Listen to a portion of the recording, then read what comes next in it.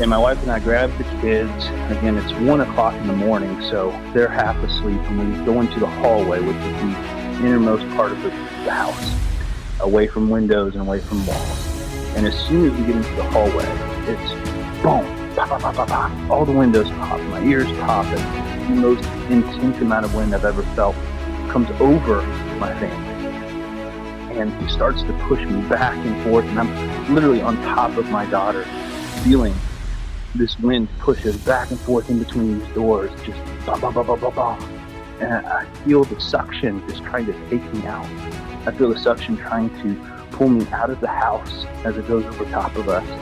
And I just am like, God, protect my family.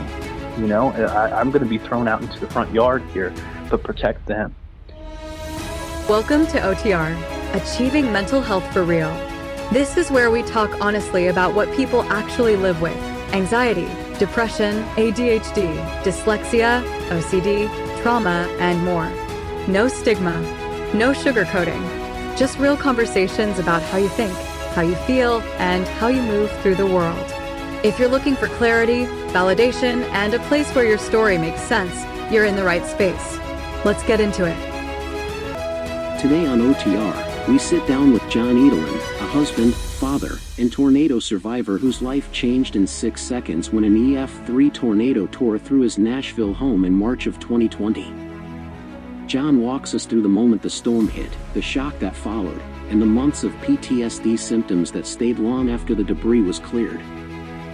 He talks about waking every night at the exact minute the tornado struck, freezing during weather alerts, losing the ability to work, and trying to hold his family together while the world shut down for COVID. Jon also shares how EMDR therapy helped him process the trauma and regain control of his life, and how that recovery led him to create Tornado Smart, a company focused on tornado preparedness, go bags, and safety education for families who want to be ready before a storm hits. This is Jon's story, what happened, what stayed with him, and what he's doing now to help others stay safe. Now, here's Bob with today's show. Hello and welcome to OTR. This is Bob Adelman. We're here with Jon Edlin. Jon, could you say a few words about yourself and what you're all about?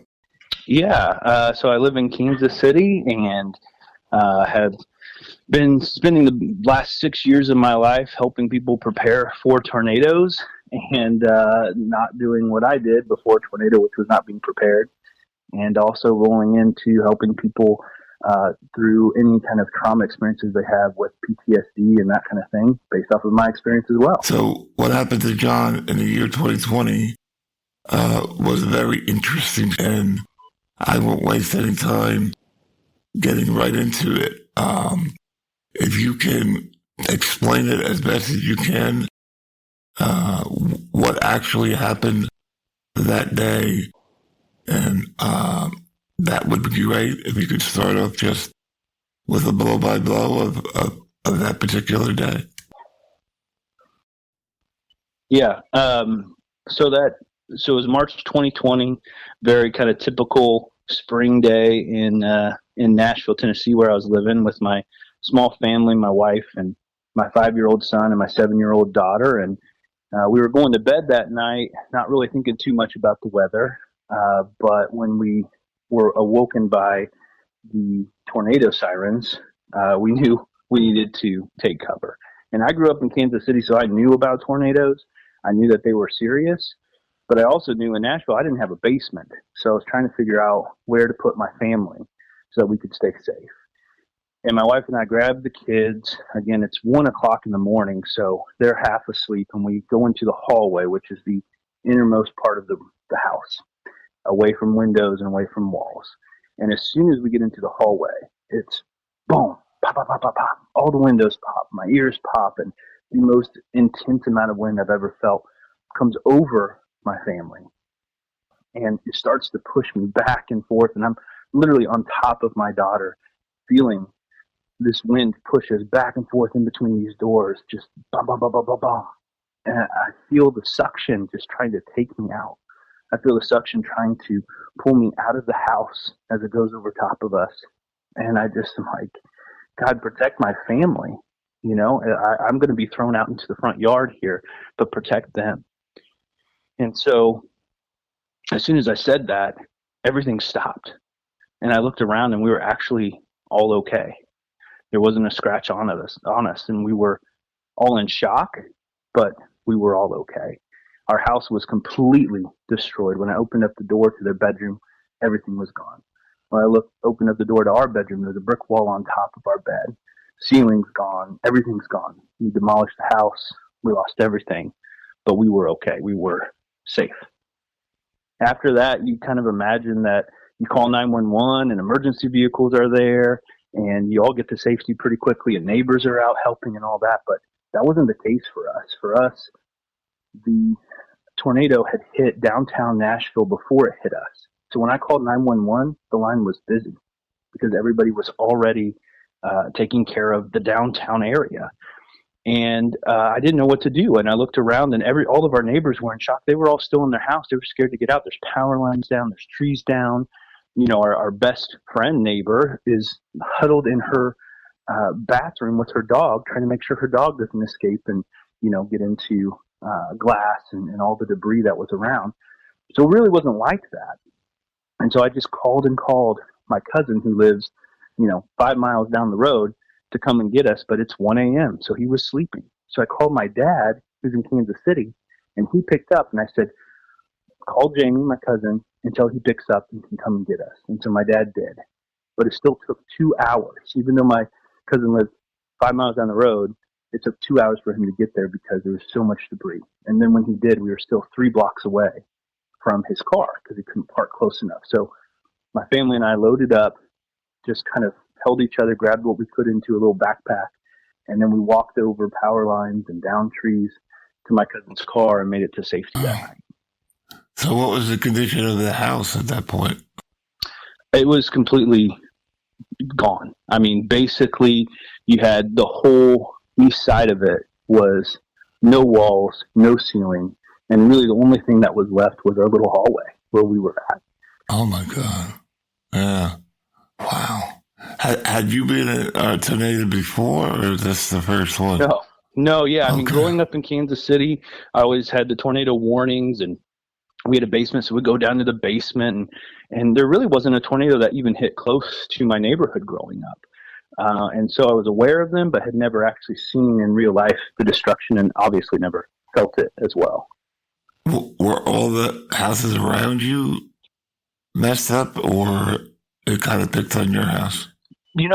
That's a really good question. And the interesting thing about tornadoes is that they have multiple vortexes inside of them. Ours was an EF3, which is 185 mile per hour winds.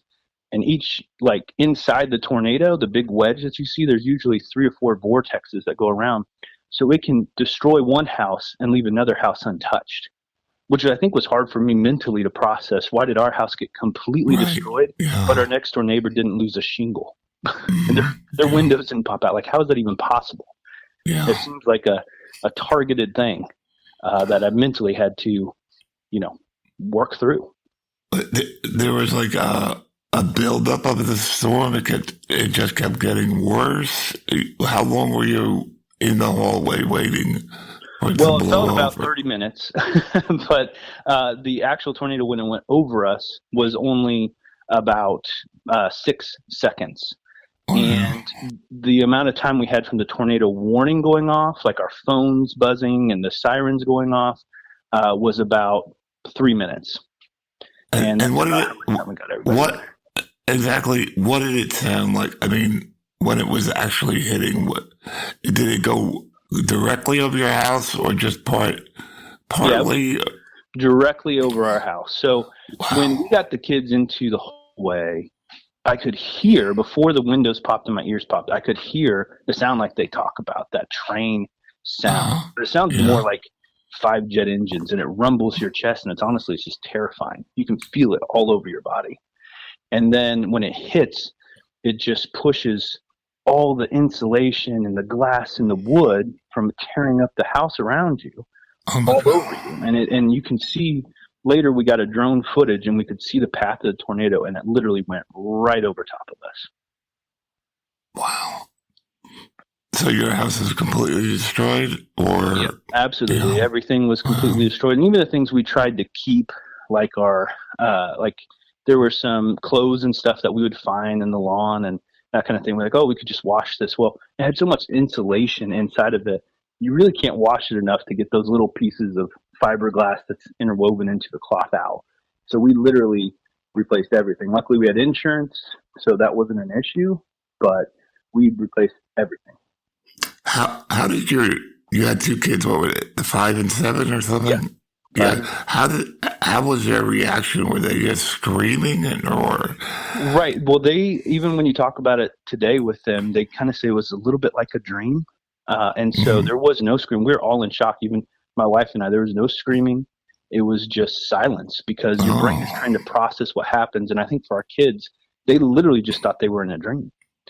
And, afterwards, of course, they lost all their toys, but they were great troopers about it all because we would go through and take pictures of like some of the toys that we found in the lawn and that kind of stuff. And then we would go on Amazon and try to find those, and we'd say insurance is paying for it. So they would get like their new toys back in a sense, like their stuffed animals. And then, of course, we got new beds and we had to get a different house. And so in some ways for a 5 and 7-year-old, it's kind of cool to get the new toys, and the community came around us and were like giving us all sorts of toys and things for the kids.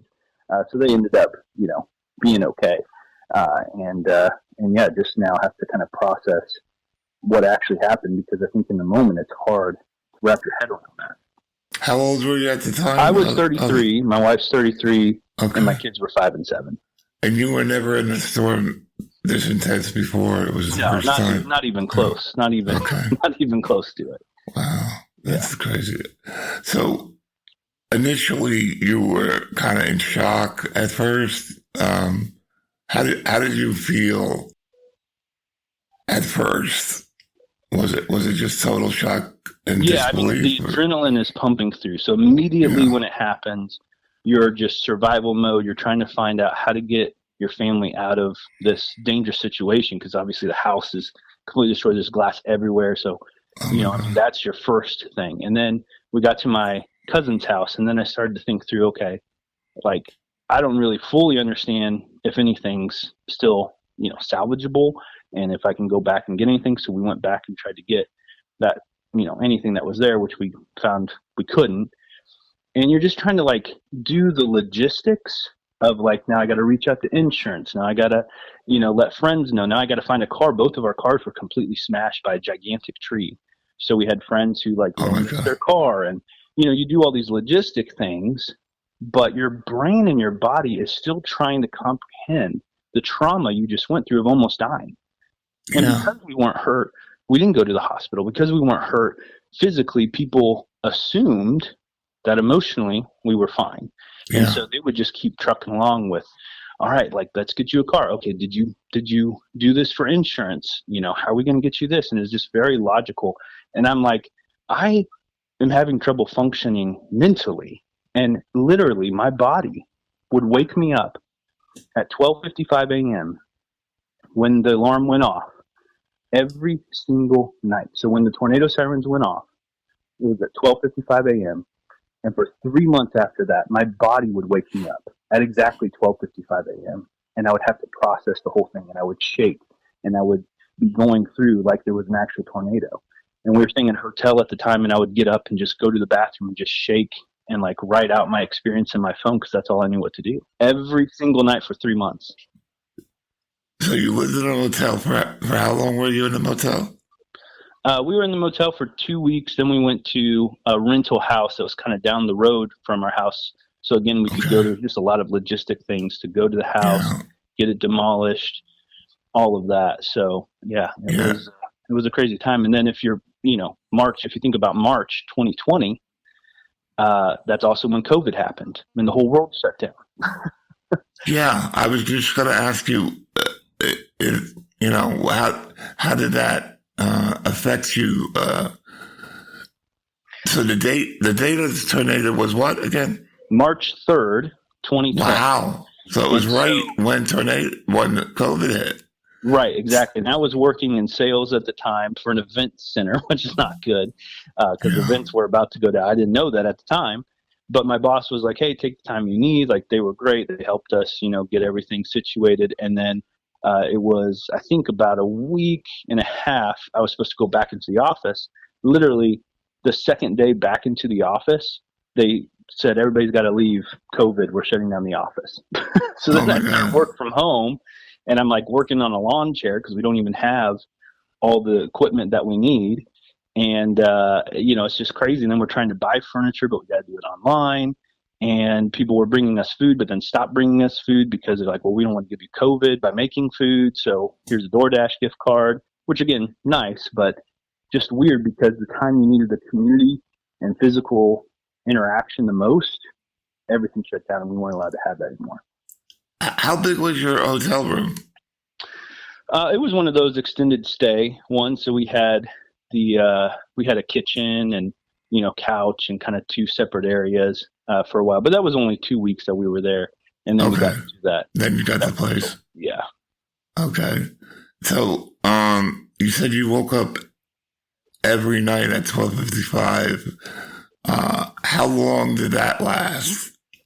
So I kind of found the first time it happened, I did kind of panic because I was like, oh my gosh, like what's happening? Do I need to call somebody? That kind of thing. But I just tried to calm myself down, went to the bathroom and started typing it out, everything that happened. And that would calm my nervous system enough. Like I still have in my phone all the notes in the notes section, just typing everything I could out. And then once I kind of did that, it'd probably take about 10 minutes. Then I would calm myself enough to be able to go back to bed. And the rest of your family, how were they reacting to everything? I think, we all did it in different ways. My wife, she really connected with nature. Now, a lot of that also could have been because of COVID. Like that's kind of all you can do. So she would take long walks with the kids or by herself too, and just really slow down and observe nature and just try to like connect with nature again. She was homeschooling the kids. So, she didn't have to work from home and some of the things that people had to do during COVID. She could just continue homeschooling.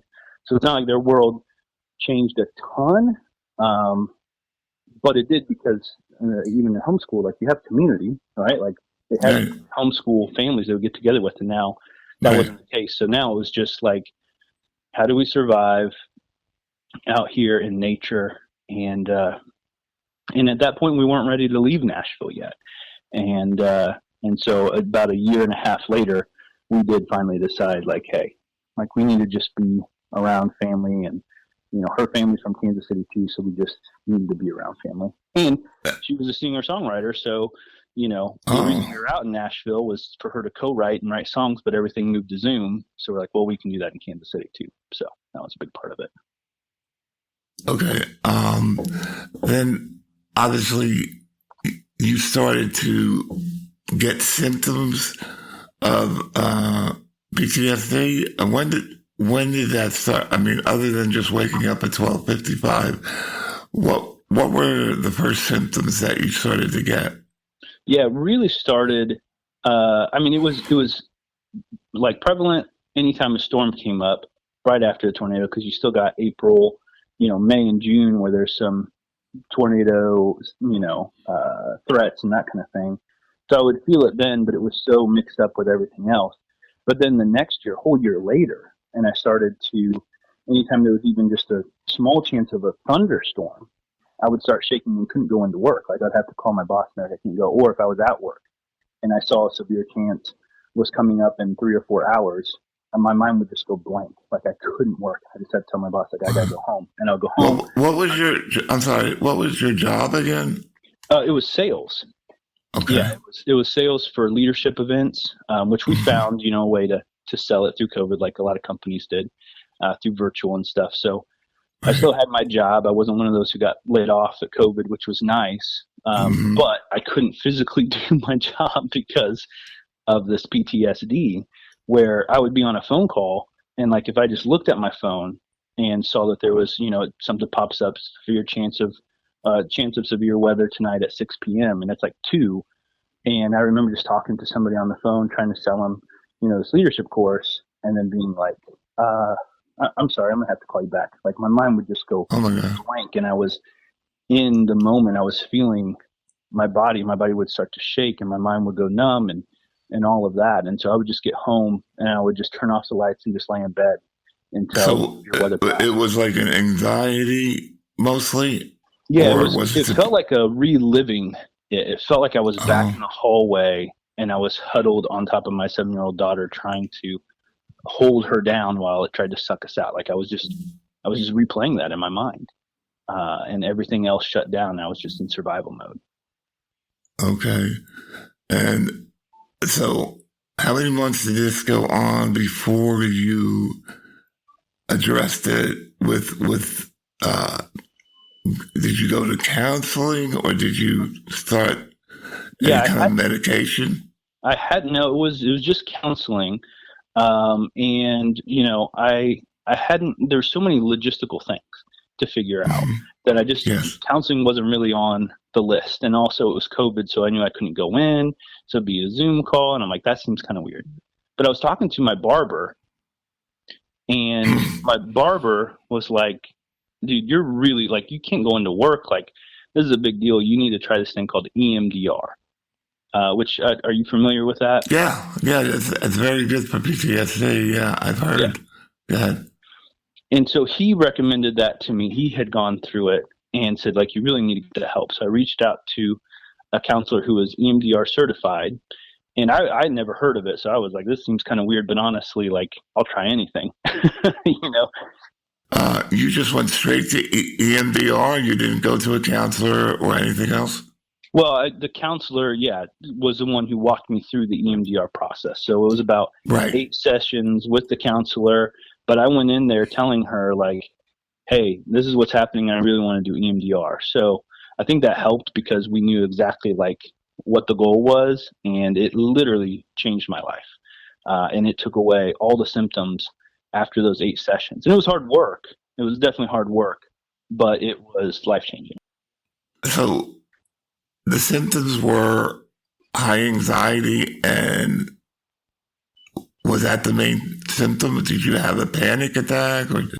I don't think I had a panic attack because I never felt like I was like losing my breath or anything. It was more that I was just in this state of fight or flight or freeze, and I was in the freeze. I would just lay down and just freeze until the threat passed. And so once I saw that the severe weather event had passed, boom, I was okay. But then anytime something triggered it, I would just freeze, and I couldn't do anything. You couldn't think at all? No, I couldn't think. Just lay there and just hit refresh on the radar until it passed. Okay. And so you went in to get EMDR. I keep saying that wrong because I have ADHD. But so you went to the counselor, and the counselor was specializing with EMDR. Is that correct? Yes. Okay. So when you went to his office, what was the first thing that he said to you as far as did he try to talk and do talk therapy first, or you just went right into EMDR? So it was a little bit, I don't know that I would call it exactly talk therapy. It was more that she explained how this was going to work. She's like, the first 2 sessions, we're not going to do the actual EMDR. We're going to map out the trauma. And so I'm going to ask you a few questions, and she took a ton of notes and just kind of mapped it out. And then on the 3rd session, she said, okay, now I'm going to put these headphones on. Of course, every counselor does it different, but for her, she put her headphones on me that did a beep, beep, beep kind of thing. And then I also held these little handheld things that vibrated back and forth with the beep. And you could control how fast the beep goes and that kind of thing.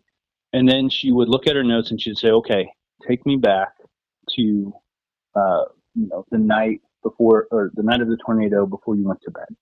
And then she would turn that on, and for a minute, I would hear the beeping, and I would go back in my brain, and I would tell her like that. And she says, like you're on a train and you're passing by, like, tell me kind of what you're seeing.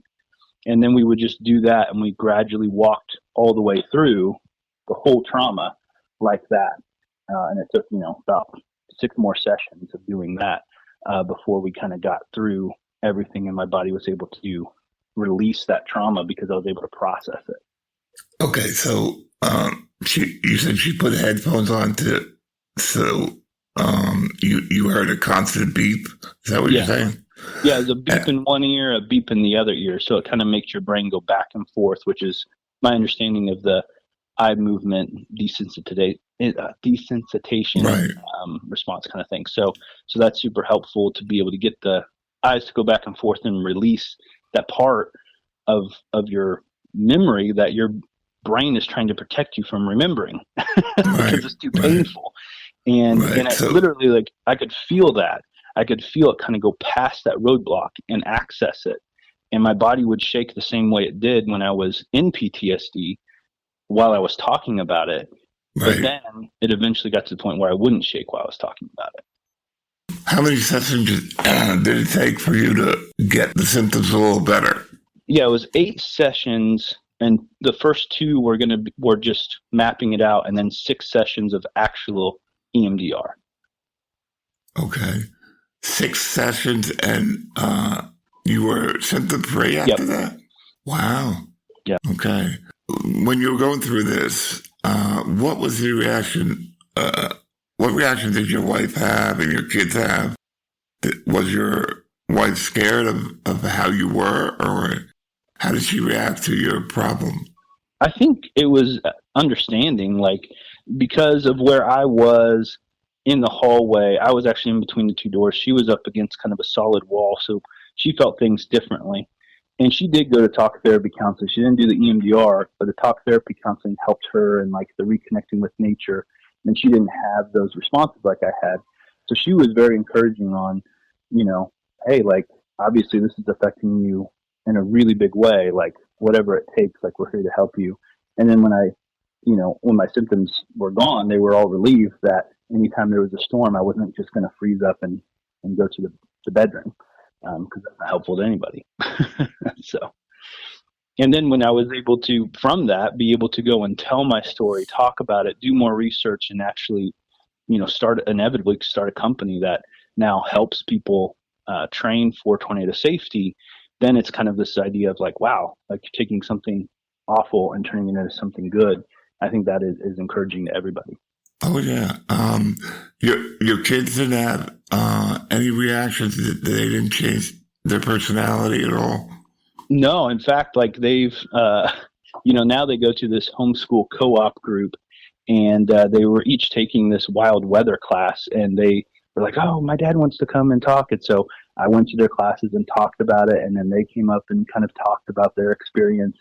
And so it's been really incredible to see them take a tragic, a trauma event in their life and turn it into something beautiful.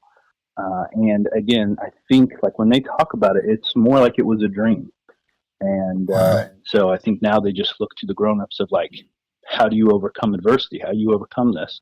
And they see education, like educating yourself about tornadoes. So that I've done a lot of that with them. Like, we don't skirt around tornadoes. We watch Twister. We watch Twisters together. We talk a lot about tornadoes, because the more you talk about it and you're educated, the more prepared you feel. So storm anxiety goes down. And you never had any anxiety after the EDMR? It never, EMDR, sorry. It never came back in any way? Nope, never did. Yeah, it was literally like an absolute release. It was incredible, and it freed me up in order to do all the research. And in fact, when Twisters, the movie came out, the second one, I went to the theater on purpose to see if my EMDR really did help. Because I'm like, if I could sit in the theater and feel all this, then I'm good. And I went, and I was like, I just came out just feeling so happy and just like, wow, like, I was able to do that. And now I can go and use this to help others, because I can fully feel and know I'm not acting like it didn't happen. I'm just able to do it and tell it over and over and over again to help save other people's lives. Yeah. On a scale of 1 to 10, how scared were you when you were having these symptoms? Oh, I was terrified. Yeah. I mean, it was like nothing else mattered except for surviving this thing that wasn't even happening when I was, and your mind just got totally blank. You couldn't think for how long, like a couple minutes or? Oh, hours. I mean, until really? Yeah, it just depended on whenever I saw the severe weather threat pop up, and then whenever it passed. So it could be 3 to 4 hours where I'd just lay in bed, just shaking and hitting. Sometimes I would fall asleep because I would be so exhausted from it. Wow. And then wake up again and be like, oh, and panic and like scroll. Okay, it's going to pass in a little bit, or it already passed. Could you tell us about the organization that you actually started after that? Yeah, so I was in the organization that I worked for. Was a large organization out in Nashville. Had about 1,000 employees, and because they were all kind of like part of my recovery, I got up one day in front of a company meeting and just talked about my story. And I more talked about like, hey, thanks everyone for showing up, for helping the families where we're at now. Thanks so much. And after that, I was surprised at all the young dads who came up to me like, Jon, I don't know what I would do if I was in a tornado. And I was like, well, that's valid. Like, I didn't either. And so I wrote a book called The Tornado Survival Guide and just published that on Amazon. And I would just give it to people, because they would always ask that question whenever I would share my story.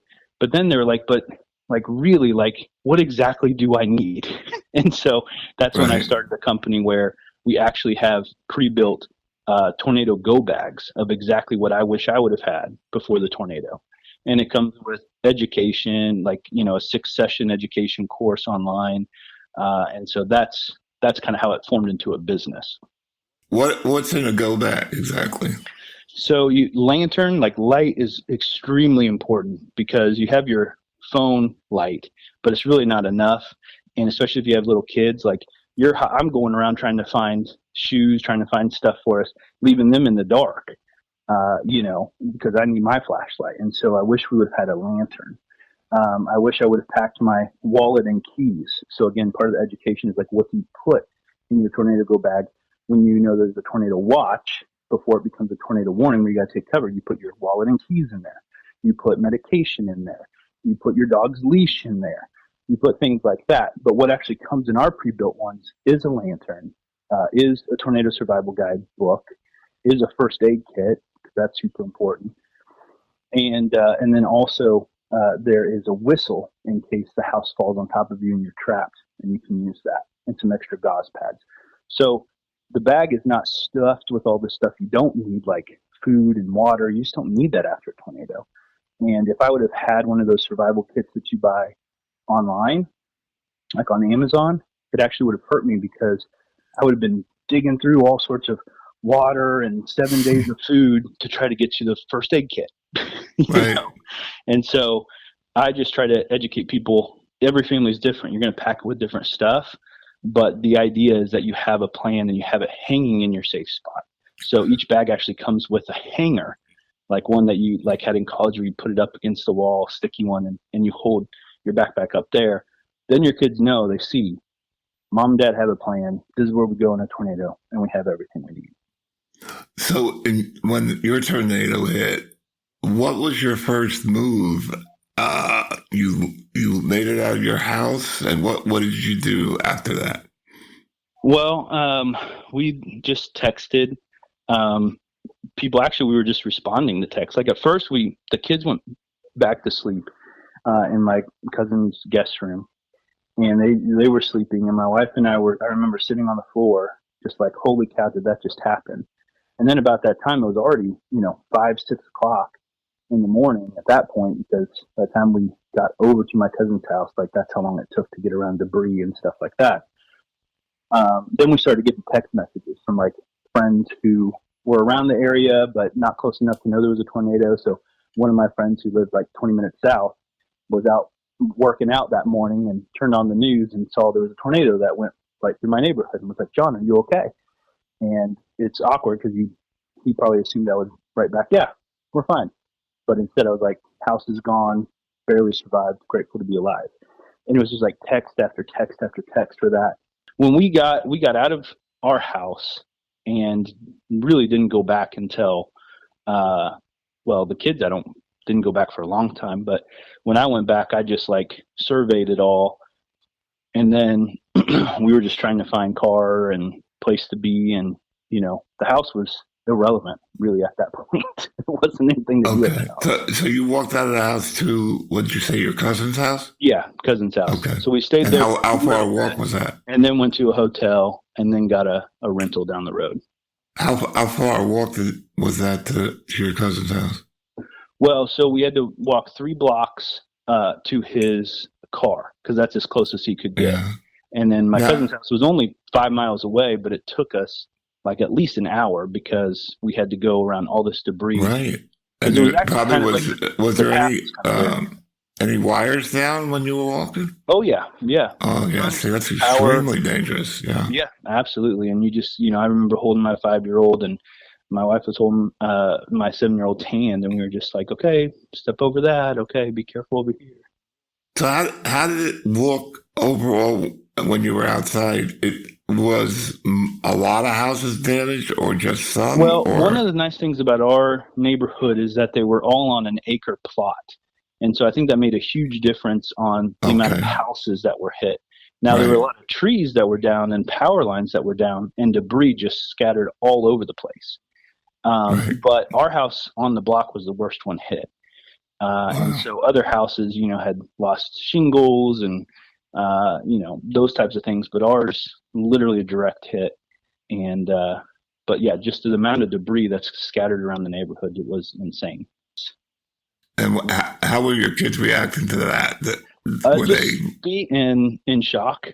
No, nobody was, and I'm sure it's different for each person who goes through it. But there was no like crying or scared. It was more just like a daze and like, what is going on? This is so weird. And we're just like, we're gonna go to Jamie's house. It's all gonna be okay. And they're like, okay. Yeah, and, like, it was a dream to them. Yeah, in the car. It's just. That's just how it was at 3 a.m. in the middle of the night, by the time it got to us. Okay. So, your organization, what do they do other than, they offered the go bag? Do they do any kind of counseling, or do they have a hotline or something like that? Yeah, we're not really in the counseling sector.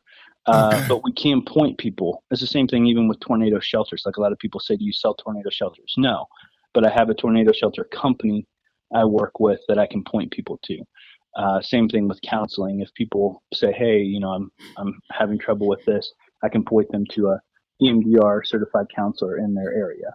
And so on our website, it's tornadosmart.com. The first thing is buy the tornado go bag because that's what we want everybody to be prepared.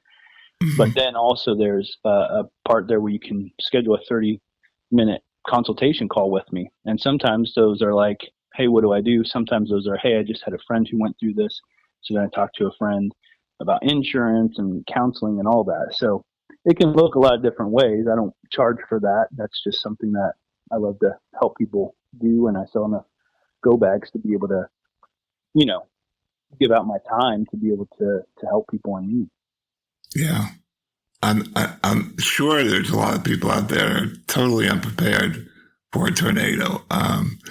My question is, and I always wanted to know this, what's the safest place to go in your house if there's a tornado? Because I remember when I was little, there were a couple times that there was a threat, and my mother would take us down into the basement underneath a sink. No, I think that's great. Yeah, that's 100%. If you have a basement, that's where you want to be. And I think underneath the sink is good because anything like that might fall on you or debris that's whipping around, you're protected by that sink. So that's a brilliant idea. But you didn't have a basement. So where were you exactly? In the hallway? We were in the innermost part of the house, in the hallway. Okay. Right. So you want to be away from windows and away from outside walls because the outside walls crumble. They're the first to go. They either crumble inside like it did in our bedroom where it smacked, there was a brick wall on top of our bed, or they go outside and, you're able to get sucked out. And so that's important. A lot of people go into bathtubs, which we could have gone into the bathtub. Again, it's the same idea as the sink. It's something that's really strong that's not going to collapse around you. I'm glad we didn't go in the bathtub because there was a window, there was an outside wall, and it was a window. And if we would have gone to the bathroom, we would have been hit directly with the glass. In the hallway, we were protected by the inner walls right, and the doors that kept us from getting any glass lodged inside of us. But I don't disagree with the idea of going to the bathroom, especially if it's on the innermost part of your house. But that's what I teach people: innermost part of your house, even if it's a hall closet, that you have underneath your stairs. You don't want to be on the top floor. You don't want to be next to windows. That's the number one thing. You have a class that people attend, is it? Yeah, it's a 6-session course, so it comes free with the Go Bag if you buy that, but you can also buy it separately at tornadosmart.com. It's $40, and you can it's an online course that you take. It's 6 sessions, and I walk through all of that. Okay. I mean, you never had any issues mentally before or after this happened, right? You're saying? Right. Correct. Right. Yeah. But I was just a normal 33-year-old guy just trying to make it in sales and leadership. Yeah. And, whatever normal is. Yeah. Okay. I mean, this is an amazing story. You don't know what something like this can do to you until it happens. I have always been fascinated by tornadoes and what they can do, and how the damage they can do to not only your house but to your psyche, like you said. Mm-hmm. And PTSD is a very horrible problem, because veterans and policemen and people that go through these horrible traumas get that. That is, I guess you call it, mental health issue. So you heavily recommend this EMDR. I know a lot of people have talked about that before. Was there any point when you were doing the EMDR that you felt like, oh no, this is not going to work, this is making it worse? I always felt like it was working, but I was surprised afterwards. She would, during the first session, she said, now, like, you may want to take a nap after this or something, because your brain can kind of feel a little funny after doing this. And I was like, I'll be fine. And so I just went straight to work after the counseling session. And then while I was at work, it was like people were moving their mouth, but I couldn't understand their words. Oh my God. So I told my boss, I was like, I need to go home and take a nap. I took like a 20-minute nap, and then my brain was reset. So then after that, after each session, I just, instead of going to work, I would just go home, take a 20-minute nap, and then I would be fine. So that is interesting, right? Like, I really did need that time to reset my brain. So to me, those kinds of things were like, wow, okay, something's really happening here. This is real, and this is working. And it just kind of motivated me to keep going through it. I wouldn't say I looked forward to them, because your mind and your body's like, no, don't do this. It's not safe. But I knew that it was going to change my life, and it did. And your kids are preteen now, right? Yeah, 11 and 14. Yep. Okay. Now, do they never have any problem waking up in the middle of the night or anything like that? Mm-mm. Nope, not at all. In fact, they know, like, obviously in Kansas City, you still get storms.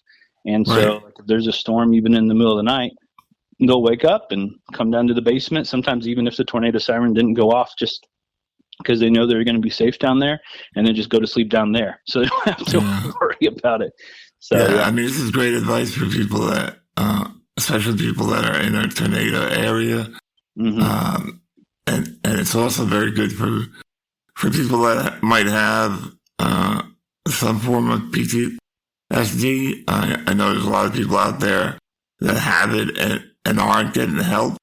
So this is very positive that you came on and told everyone about how it helped you in a very quick way, which is amazing. It's just, there's things out there to help people, and a lot of people, they don't believe it. They're like, well, nothing can help me because, I'm messed up and I can't get help. But there is help, and you're proof of that. Usually on the end of the program, I let my guests say the last word if they want to. Is there anything I might have left out or No, yeah, didn't cover it completely? This was great. I mean, absolutely. I appreciate you, having this great conversation and understanding, the hope that comes after adversity is so important. Right. You had a major, you can't take it lightly. It was a major problem to your psyche. And EMDR seemed to be exactly what you needed. It worked. And that's my whole point of the show. Needless suffering. You could have not went, and how long would you have suffered from it? Is the question. Yep, absolutely. And so you took action, and that was it. It worked, and now you could go on with your life. So this is the type of thing I try to preach on the show, that it isn't the end of the world. You think it is, but it's not. So you got to hang in there and try to do the right thing. Absolutely. All right, I appreciate you. Great guest. You had a great story. I will have the links to all your stuff in the description of the program. So, good luck with your company. Good luck with your family. It sounds like you have a great family. And, just good luck with the rest of your life. Absolutely. Thanks so much. Appreciate it.